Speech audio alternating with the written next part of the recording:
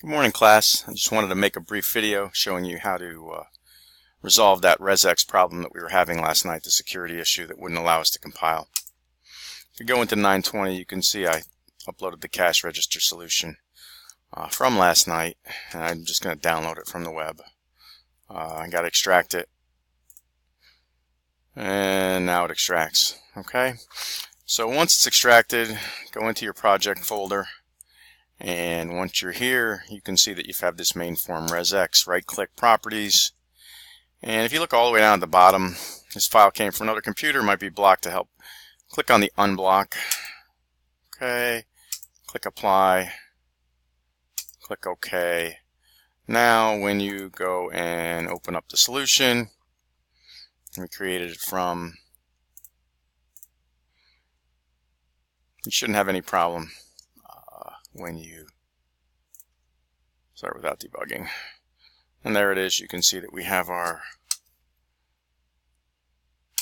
calculate, everything's working. Although $4 plus 28 cents isn't 428, so we've got an error somewhere in our code.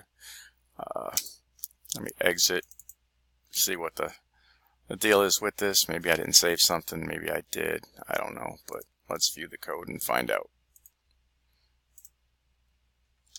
Okay,